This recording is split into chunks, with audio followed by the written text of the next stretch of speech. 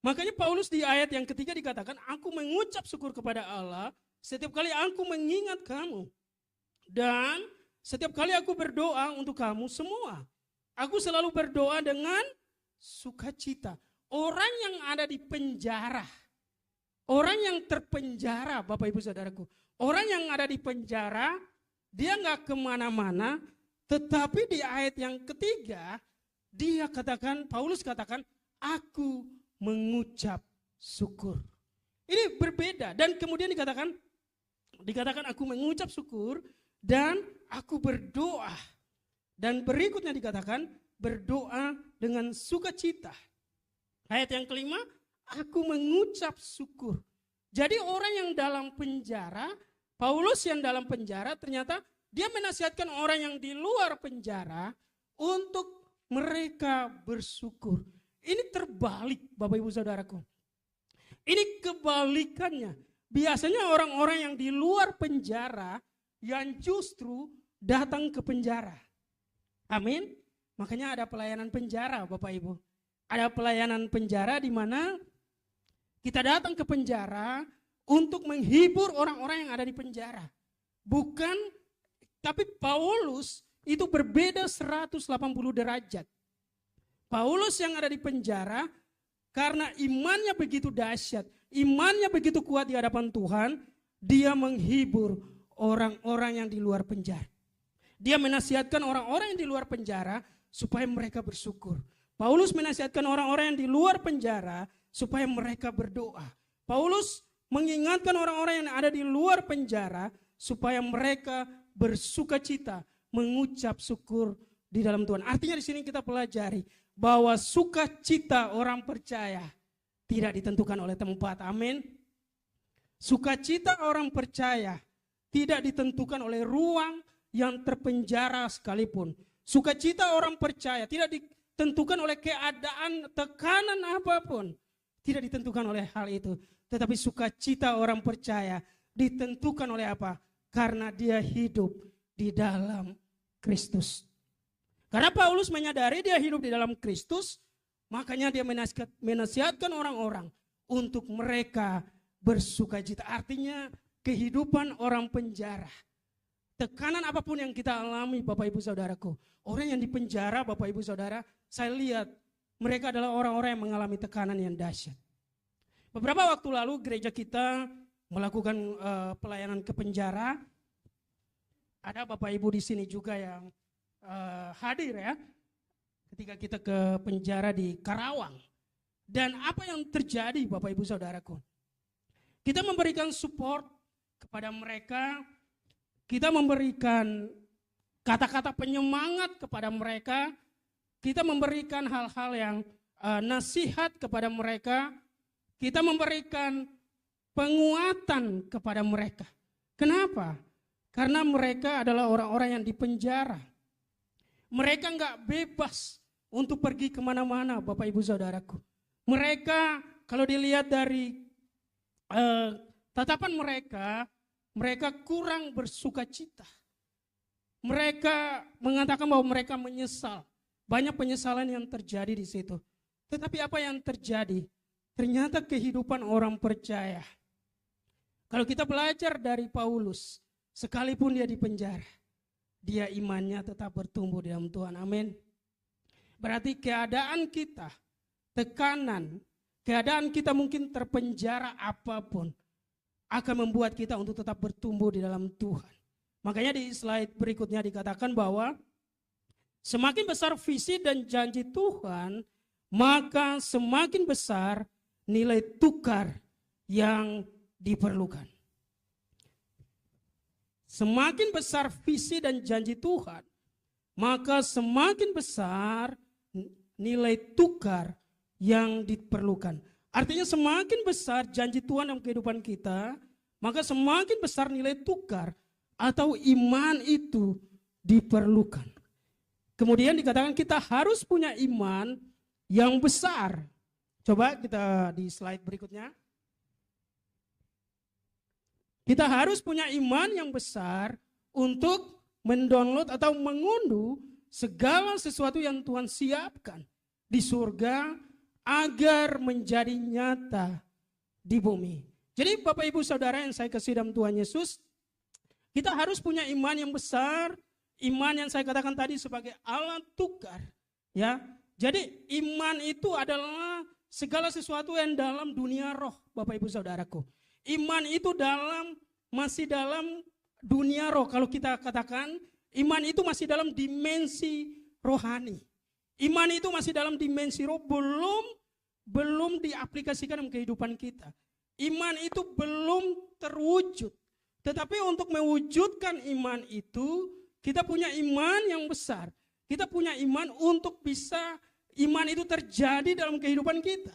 Ya, makanya harus punya iman yang besar untuk mengunduh segala sesuatu yang Tuhan siapkan. Supaya iman yang masih dalam dimensi roh tadi, supaya bisa menjadi kenyataan dalam kehidupan kita, kita harus terus punya hubungan yang baik dengan Tuhan. Kita harus terus connect dengan Tuhan, Bapak Ibu Saudaraku.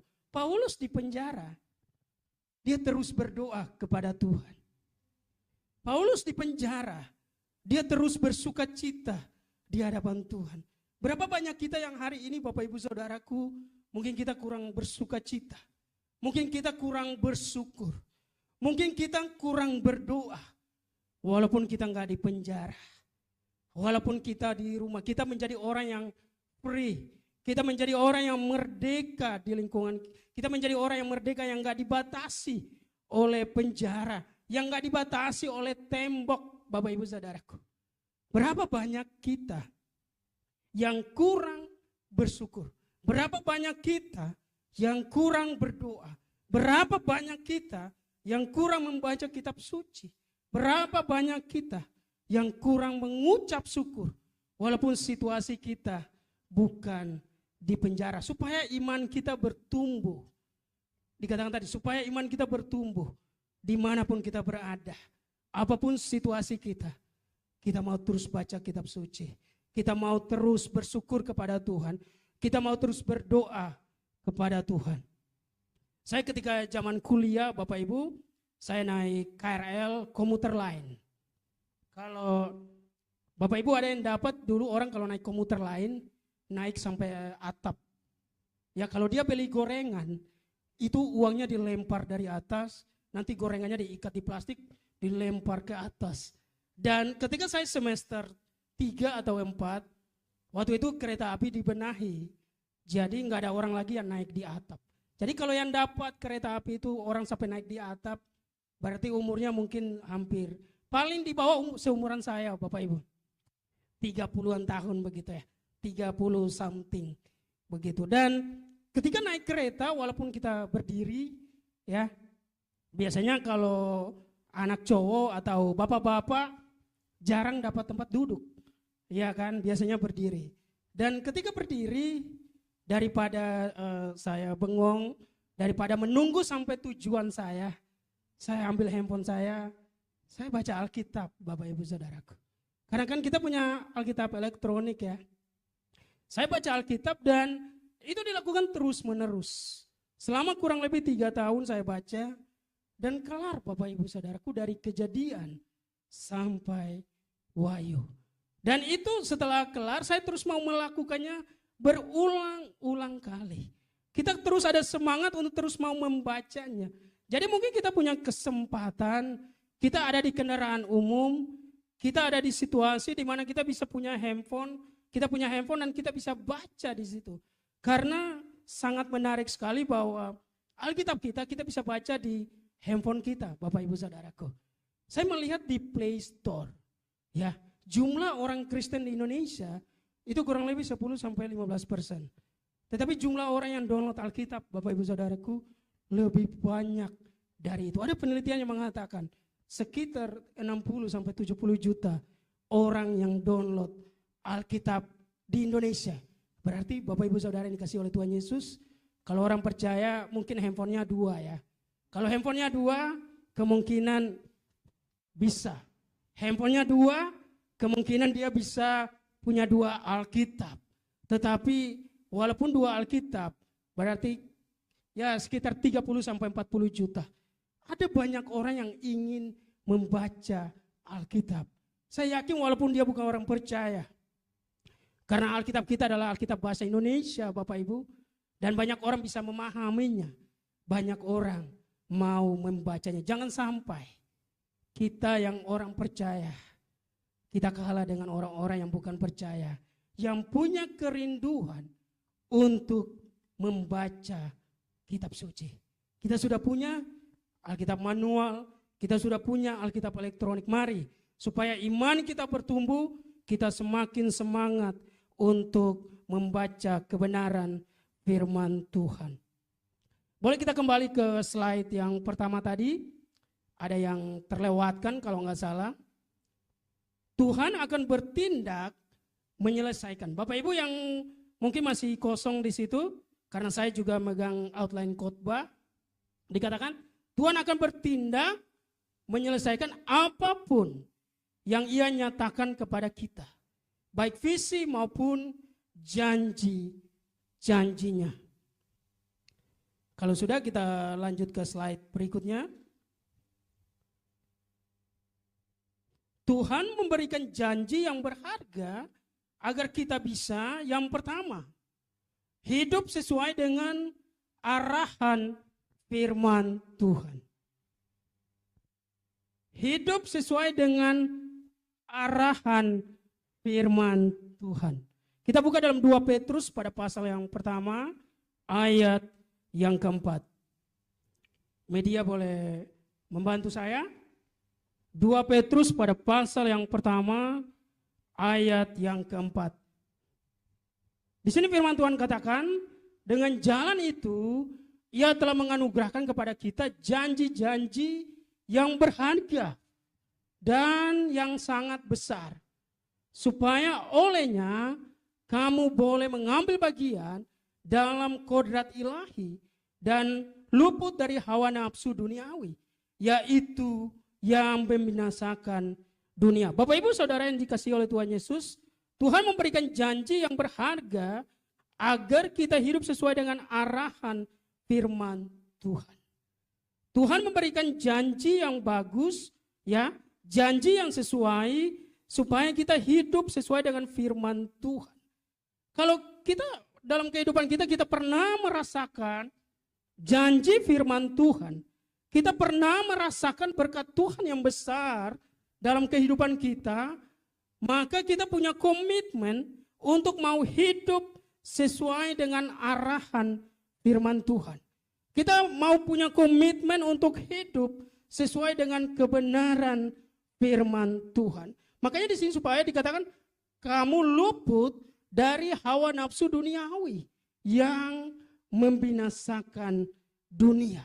Jadi Bapak Ibu Saudara yang dikasihi oleh Tuhan Yesus, Tuhan memberikan janjinya bagi kita supaya dalam kehidupan kita punya kerinduan, kita punya semangat untuk kita mau hidup sesuai dengan kebenaran firman Tuhan. Kita mau kehidupan kita dipimpin oleh Roh Kudus.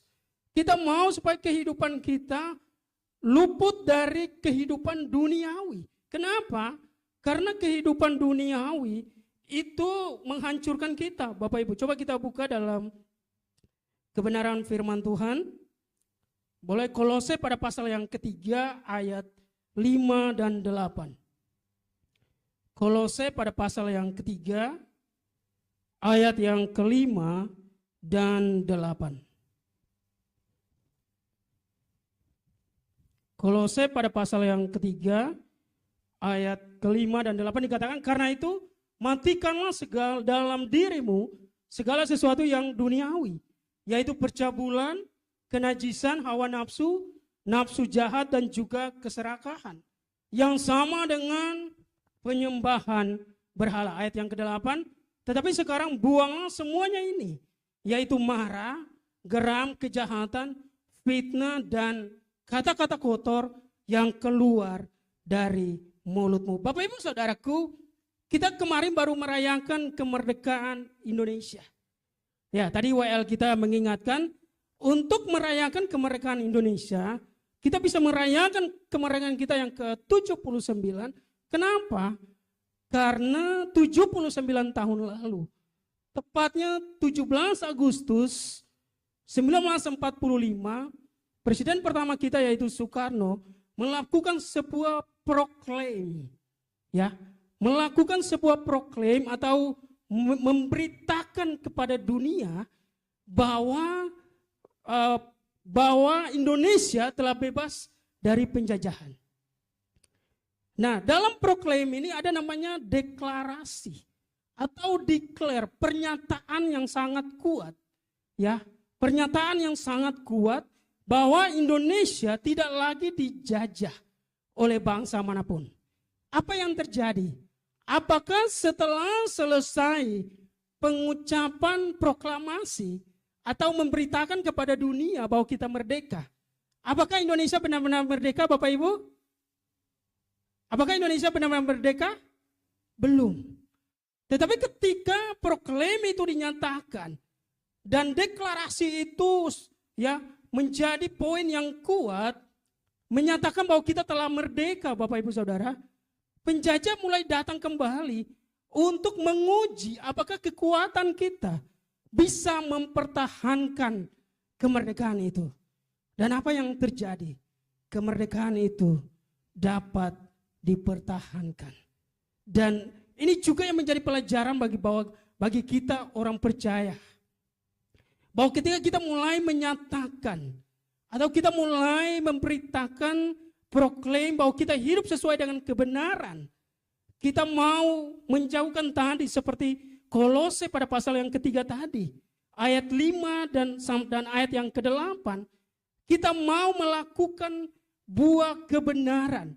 Kita mau melakukan buah roh dalam kehidupan kita. Kita mulai deklarasikan itu, Bapak Ibu Saudara yang dikasih oleh Tuhan Yesus. Apakah kita otomatis bisa melakukannya? Belum. Dibutuhkan proses, dibutuhkan perjuangan untuk kita bisa mulai take over, mengambil alih dari Kolose pada pasal yang ketiga ayat 5 dan 8 tadi, menjadi Galatia pada pasal yang kelima ayat 22 dan 23, yaitu buah roh. Buah roh ada berapa Bapak Ibu? Ada berapa? 1. Bagiannya, ya buahnya ada 8. Tetapi buah roh ada 1. Nah Bapak Ibu Saudaraku, makanya dalam kehidupan kita orang percaya, kita nggak langsung otomatis. Kalau kita mau menjadi orang yang hidup, menjadi orang yang sabar, kita nggak langsung otomatis menjadi sabar. Pada saat itu juga kita akan diuji kesabaran kita di tengah situasi yang nggak sabar, Bapak Ibu. Saya kalau bawa kendaraan mobil, ada salah satu jalan di Jakarta mungkin Bapak Ibu pernah lewat, namanya Jalan Dan Mogot. Orang-orang Manado ada yang tahu Tugu dan Mogot di mana? Pahlawan dari Manado. Kemarin baru kemerdekaan Bapak Ibu. Ada yang tahu Tugu dan Mogot? Di Gading Serpong, di daerah Serpong. Jadi ketika ada kegiatan di Serpong saya lewat, ada tiang bendera warna merah putih di situ, tiang bendera kemudian dituliskan Tugu Peringatan dan Mogot. Karena beliau adalah seorang pahlawan yang sangat luar biasa, dia masih muda, dia mendedikasikan hidupnya untuk kemerdekaan Indonesia. Dan di Jalan Dan Mogot ini Bapak Ibu Saudaraku, kalau saya lewat, saya selalu katakan ini Liga Dan Mogot. Kenapa? Oh kendaraannya sangat kencang sekali. Motornya mirip-mirip kayak di Mandalika Bapak Ibu. Itu kalau dia nyalip, wow kencang sekali. Ya, mirip-mirip seperti di sirkuit Mandalika, sirkuit kebanggaan kita Indonesia. Dan di sana Bapak Ibu Saudaraku, kesabaran kita benar-benar teruji. Kenapa? Tiba-tiba ada yang overtake atau mereka menikung, itu dari bagian kiri kita. Kita nggak tahu. Terkadang mata harus melihat kiri kanan, ya kan. Walaupun kita dalam posisi agak kencang, tapi kita harus benar-benar fokus. Kenapa?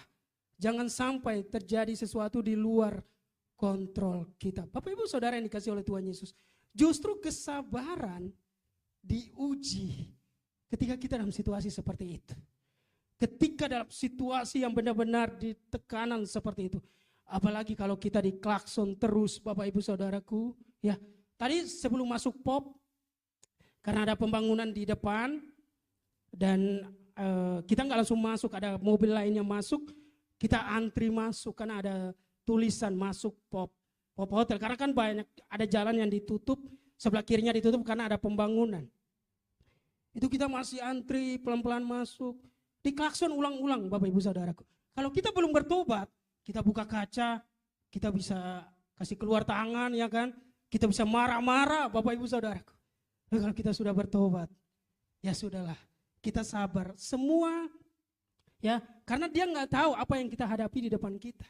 Nanti kalau dia lewat, dia lihat, baru dia tahu apa yang kita hadapi. Bapak Ibu Saudaraku, untuk kita proklaim, kita mau menjadi orang yang sabar. Kita mau menjadi orang yang lemah lembut. Kita mulai menumbuhkan iman kita seperti buah roh itu. Itu enggak secara otomatis terjadi dalam kehidupan kita. Itu enggak langsung terjadi. Tetapi apa yang terjadi? Dibutuhkan proses, latihan, disiplin. Latihan terus menerus. Latihan setiap hari. Latihan, makanya sekolah kehidupan itu setiap hari Bapak Ibu Saudaraku. Sekolah kehidupan itu setiap menit. Sekolah kehidupan itu setiap menit, detik, jam itu terjadi dalam kehidupan kita. Makanya di slide berikutnya kalau kita lanjut, Tuhan memberikan janji yang berharga agar kita bisa, yang pertama tadi, hidup sesuai dengan arahan firman Tuhan. Dan kemudian yang kedua, meraih janji-janjinya. Janji firman Tuhan terjadi dalam kehidupan kita. Di slide sebelumnya kita belajar bahwa kalau kita punya iman yang besar, ada nilai tukar dari kerajaan sorga, yaitu iman. Karena janji Tuhan masih dibentuk dalam dimensi rohani, untuk terjadi nyata dalam kehidupan kita, untuk kita bisa meraihnya, dibutuhkan namanya iman. Mari kita belajar supaya iman kita semakin hari semakin bertumbuh di hadapan Tuhan. Supaya apa? Supaya kita bisa meraih janji-janji Tuhan. Di slide berikutnya.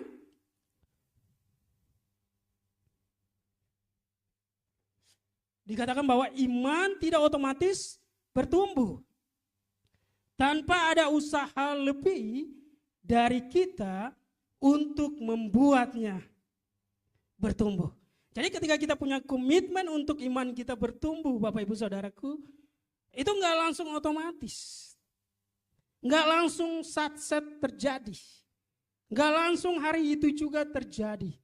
Tapi dikatakan firman Tuhan bahwa dibutuhkan usaha yang lebih dari kita untuk membuatnya bertumbuh. Jadi kalau kita ingin menjadi orang yang sabar, ketika kita menghadapi orang yang suka marah Bapak Ibu Saudaraku, ketika kita menghadapi orang yang provokatif, ketika kita menghadapi orang yang reaktif Bapak Ibu Saudaraku, kalau kita masih dalam kehidupan lama kita masih dalam kehidupan duniawi kita, makanya kita akan provokatif juga, kita akan terprovokasi untuk memberikan hal yang sama. Tetapi kalau kita berkomitmen supaya iman kita bisa bertumbuh, dan kita mau supaya ada usaha yang lebih Bapak Ibu Saudaraku, supaya membuat iman itu membuatnya bertumbuh, maka ketika kita menghadapi situasi provokatif, kita enggak menjadi orang yang reaktif Bapak Ibu Saudaraku. Tapi kita menjadi orang yang santai. Kita menjadi orang yang tenang. Supaya apa? Karena dalam ketenangan itu justru di situ kita belajar ada usaha lebih dari kita supaya iman kita bertumbuh. Orang yang tenang Bapak Ibu Saudara. Saudara jangan berpikir orang yang tenang itu dia enggak reaktif. Dia reaktif Bapak Ibu Saudaraku. Tapi dia cukup reaktif dalam hatinya. Dia cukup reaktif dalam dirinya. Dia nggak mau menunjukkan reaktifnya keluar. Kenapa? Karena itu bisa merugikan dirinya sendiri. Bisa merugikan orang lain. Makanya dia hanya dia menimbangkan banyak hal. Dia mau usaha ekstra. Supaya dia bisa menenangkan dirinya. Menjadi pribadi yang tenang. Karena justru orang yang bertumbuh dalam imannya Bapak Ibu Saudaraku. dia tetap tenang dalam segala situasi. Paulus di penjara, kalau dia nggak tenang, dia stres, Bapak Ibu Saudaraku.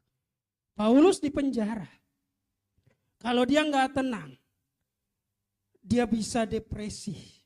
Paulus di penjara, kalau dia nggak memiliki ketenangan dalam Kristus, dia bisa melupakan Kristus. Dia bisa meninggalkan Kristus. Tetapi justru karena dia memiliki ketenangan, di penjara dia mengucap syukur. Di penjara dia berdoa. Di penjara dia mau supaya kehidupannya semakin hari semakin berbuah bagi banyak orang yang ada di luar penjara. Makanya dikatakan bahwa cara menumbuhkan iman. Cara menumbuhkan iman.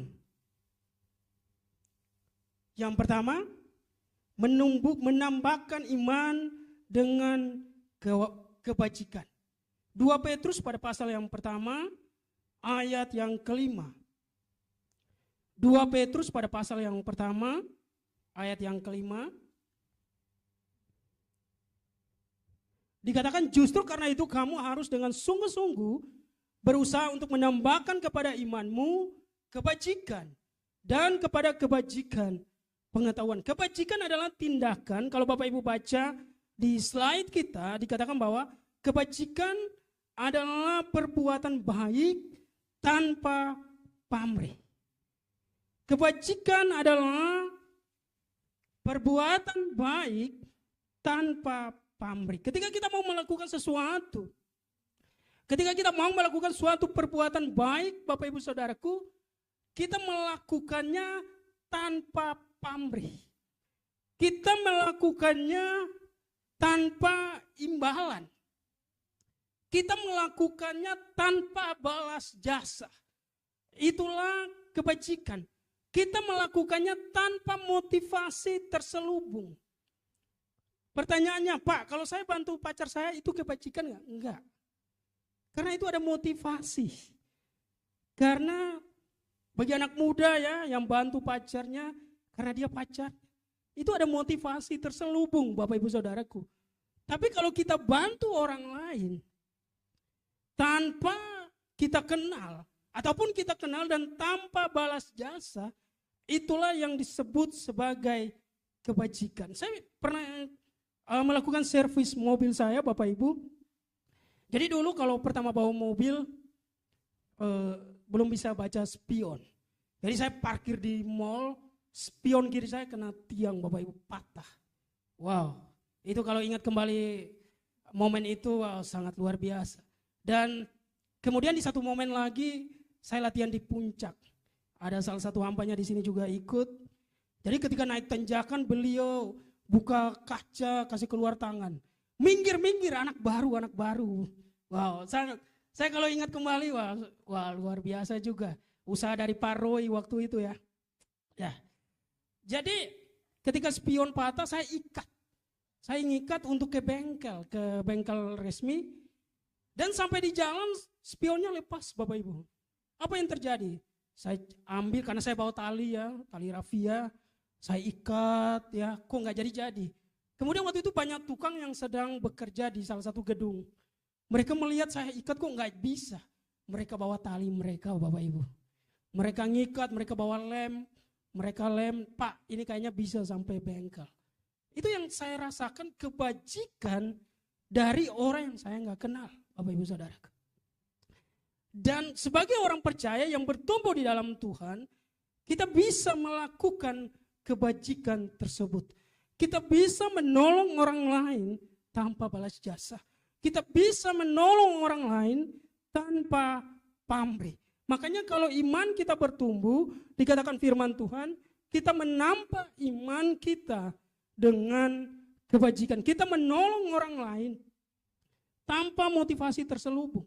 Kita menolong orang lain dengan motivasi yang tulus, Bapak Ibu Saudaraku. Itulah yang disebut sebagai kebajikan. Makanya supaya iman kita semakin bertumbuh di dalam Tuhan, mari miliki kebajikan dalam kehidupan kita. Kalau kita bisa mampu ya membantu orang lain. Mungkin hal itu kecil, Bapak Ibu Saudaraku. Mungkin hal itu membantu orang lain di situ. hal itu sangat kecil, nggak berarti bagi kita. Tetapi justru bagi orang lain, hal tersebut menjadi sangat berarti. Ya, jadi mari supaya iman kita bertumbuh, pertama, iman kita tambahkan dengan kebajikan. Dan yang kedua, dikatakan firman Tuhan, cara menambahkan iman. Menambahkan iman, menambahkan kebajikan dengan pengetahuan. Coba kita buka dalam Roma pada pasal yang 10 ayat yang ke-17. Surat Roma pada pasal yang ke-10 ayat 17.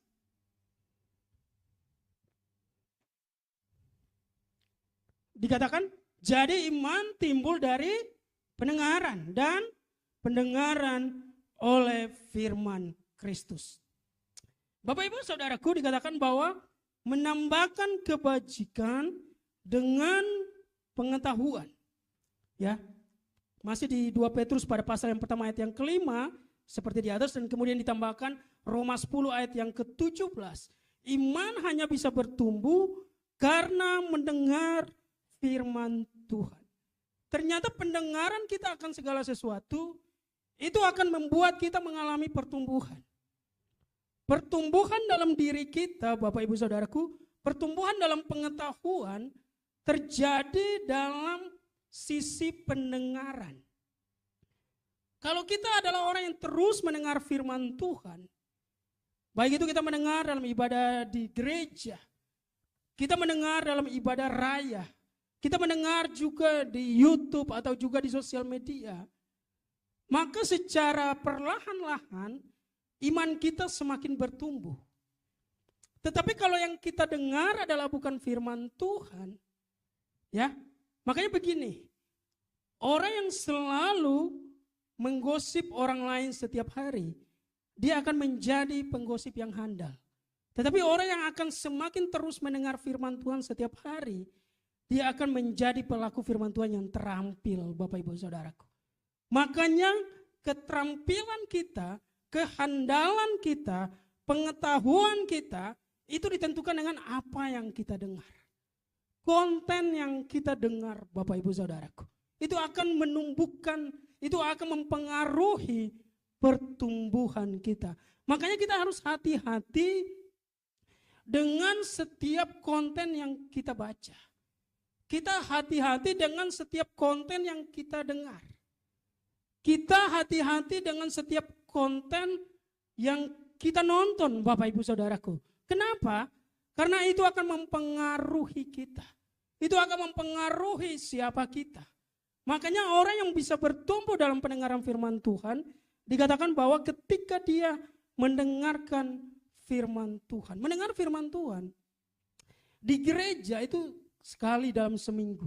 Kalau ada yang ibadah seminggu bisa 3 sesi, itu luar biasa Bapak Ibu. Ya, bisa mendengar 3 kali firman Tuhan. Dan itu akan membantu kita untuk kita maju.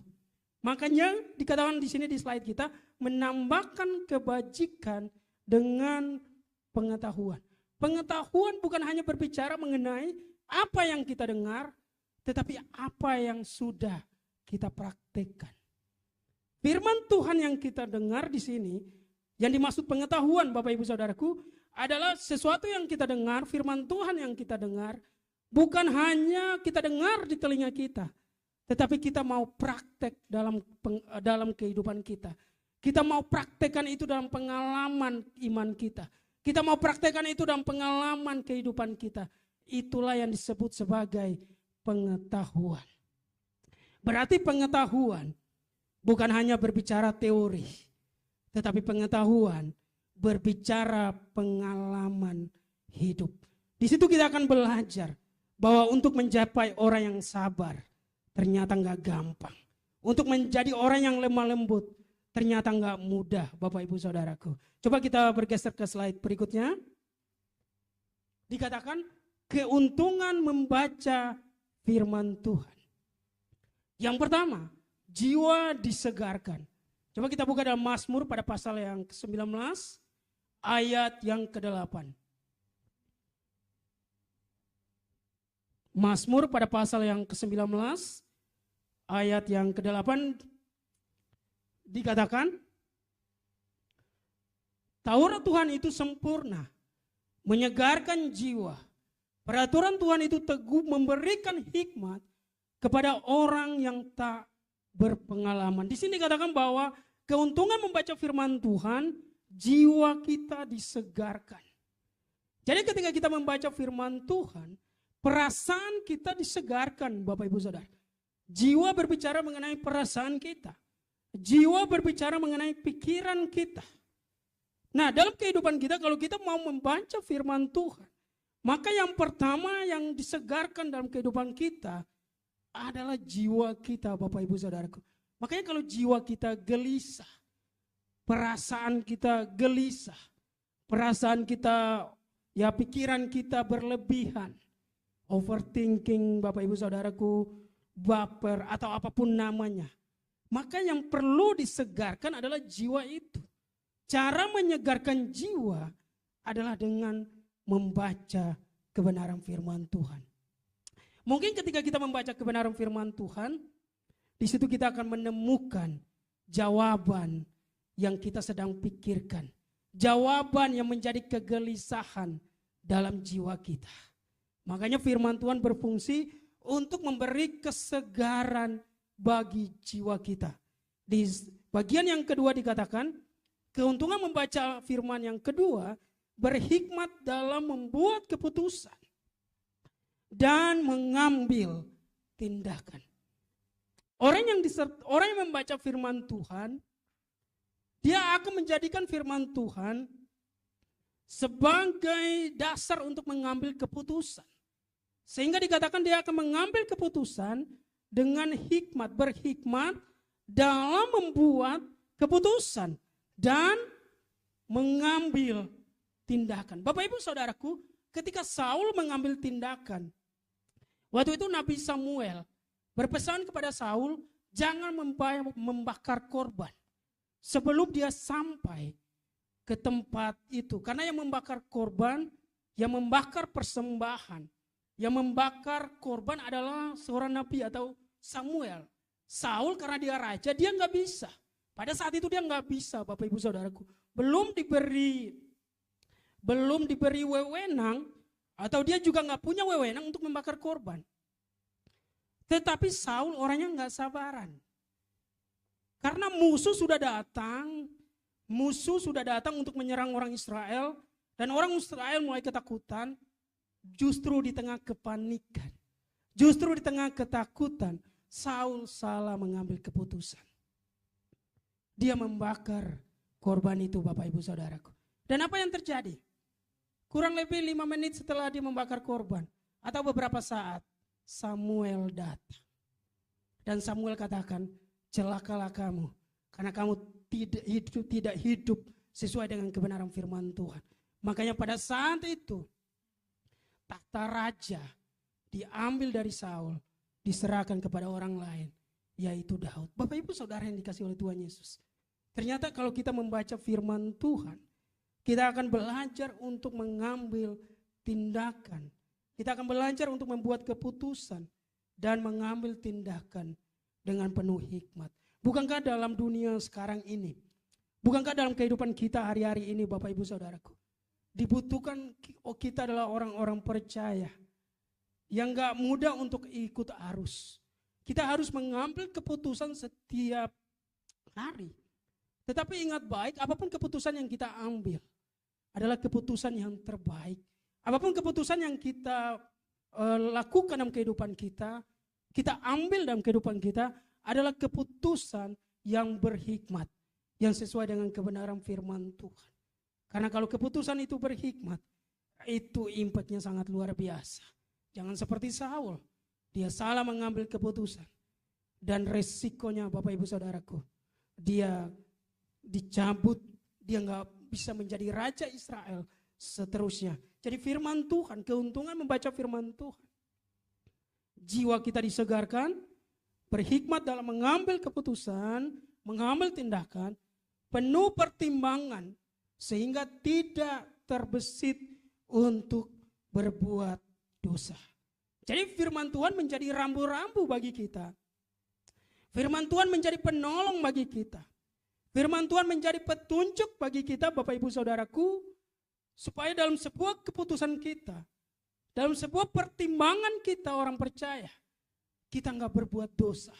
Bukankah untuk melakukan sebuah dosa dalam kehidupan kita, itu akan menjadi keputusan yang semakin setiap hari kita lakukan. Kita harus membaca firman Tuhan, dan firman Tuhan itu menjadi landasan bagi kita.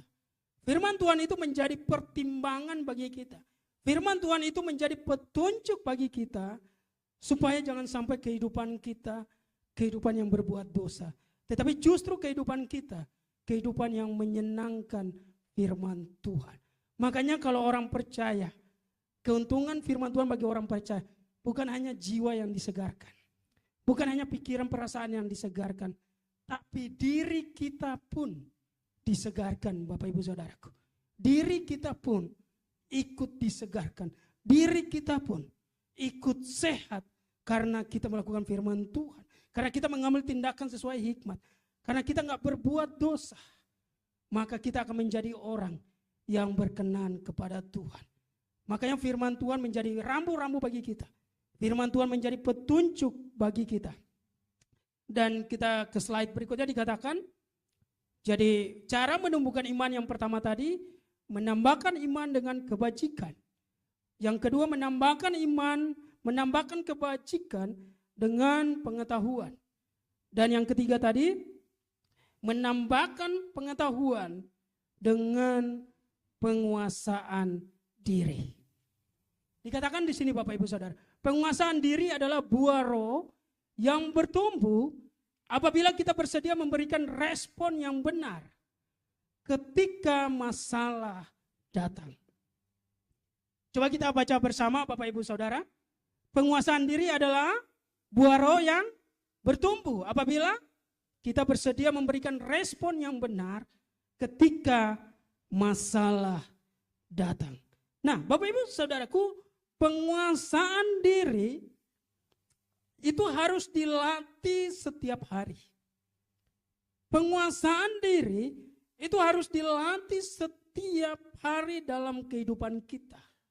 Pernah viral sebuah peristiwa Bapak Ibu. Ada seorang ibu ketika dia beli minuman, harusnya dia beli minuman dingin kalau nggak salah. Tapi petugas yang berjaga di counter, itu mereka memberikannya bukan minuman dingin. Minuman yang nggak dingin Bapak Ibu. Dia sudah pulang rumah, tapi dia rela kembali ke tempat tersebut. Hanya untuk memarahi petugas yang berjaga di counter tersebut. Kalau dia nggak diberi minuman dingin. Bapak Ibu Saudaraku, kalau kita nggak bisa menguasai diri, itu nggak akan bisa. Kan sebaiknya dia sudah sampai rumah, ya minumannya ditaruh di kulkas Bapak Ibu Saudaraku. Kan 5 menit lagi ya kalau suhunya kencang atau dia nggak punya kulkas. Bisa jadi. Tapi di warung Madura kan banyak minuman dingin yang lain. Daripada kita kembali ke mall Bapak Ibu Saudaraku, ya kembali ke mall dengan biaya yang besar juga. Tapi kalau orang nggak bisa menguasai diri, dikatakan di sini, yang penting dia bisa meluapkan segala sesuatu, dan yang penting dia merasa dirinya senang. Tetapi justru itu mencelakai dirinya Bapak Ibu Saudaraku. Makanya penguasaan diri itu harus dilatih setiap hari. Makanya dalam rumah tangga, penguasaan diri itu penting Bapak Ibu Saudaraku. Suami istri adalah sparring partner setiap hari. Bukan di ring tinju Bapak Ibu Saudara. Suami istri adalah sparring partner setiap hari. Makanya kalau biasanya suami dan istri karakternya harus berbeda Bapak Ibu Saudara. Karakternya nggak boleh sama. Kalau sama kata orang dulu kurang pas begitu. Tapi memang kalau sama nggak bagus. Harus karakter yang berbeda. Saya Bapak Ibu Saudara waktu saya kuliah, saya sama teman-teman saya, kita adalah anak-anak yang suka nongkrong. Ya, waktu itu tinggal di Jakarta Selatan, kita suka nongkrong sampai tengah malam. Ketika menikah, saya ketemu istri yang gak suka nongkrong Bapak Ibu. Jadi kalau di luar rumah dikatakan, ini sudah jam 9 malam. Dalam hati saya, yang buat aturan di rumah harus pulang jam 10 siapa?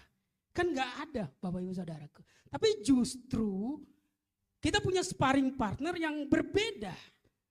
kita punya pasangan yang berbeda karakter, yang dimana kita akan saling mengisi, yang dimana kita akan saling melengkapi, supaya itu menjadi hal yang bagus, Bapak Ibu Saudaraku.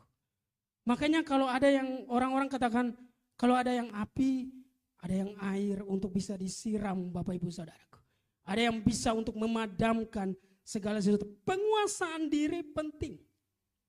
Karena penguasaan diri adalah disiplin yang dibantu oleh Roh Kudus yang harus dimiliki oleh orang Kristen. Dan mereka harus melatih itu setiap hari. Penguasaan diri yang paling penting sampai hari ini, Bapak Ibu Saudaraku. Makanya dikatakan penguasaan diri tercipta melalui sebuah proses dan usaha keras melatih diri kita. Kita kalau keluar dari ruangan ini, Bapak Ibu Saudaraku, dengar baik. Kita langsung diuji penguasaan diri kita. Terkadang kita masih dalam ruangan ini pun, kita langsung diuji oleh penguasaan diri kita. Tetapi penguasaan diri adalah adalah bagian dari buah roh. Kalau kita sudah proklaim bahwa kehidupan kita, karena kita ini adalah buatan Kristus, kehidupan kita bukanlah kehidupan duniawi lagi, tapi kehidupan kita adalah kehidupan di dalam roh. Kehidupan yang sesuai dengan nilai-nilai kebenaran firman Tuhan. Mari, bukan hanya sekedar kita menyatakan itu, bukan hanya kita sekedar proklaim itu, bukan hanya kita sekedar deklarasikan itu, tapi kita mempraktekannya dalam kehidupan kita semakin hari. Kita mempraktekan yang pertama tadi, ya, menambahkan iman dengan kebajikan. Dan yang kedua, menambahkan kebajikan dengan pengetahuan. Pengetahuan yang kita dengar. Firman yang kita dengar bukan cuma kita dengar secara teori, tapi kita praktekkan setiap hari dalam kehidupan kita. Supaya kita bisa punya pengalaman rohani bersama Tuhan. Supaya kita punya kesaksian, pengalaman rohani bersama Tuhan. Itulah yang disebut sebagai pengetahuan. Bukan hanya secara teoritis, tetapi justru itu harus dipraktekkan dalam kehidupan kita. Dan yang berikutnya dikatakan menambahkan pengetahuan dengan penguasaan diri. Kalau kita sudah punya pengetahuan, hidup dengan pengalaman rohani bersama dengan Tuhan, mari kita melatih diri kita dengan usaha yang begitu keras, supaya kita bisa menguasai diri kita, supaya kita bisa mengendalikan diri kita. Kiranya firman Tuhan ini menjadi berkat bagi kita. Mari kita berdoa.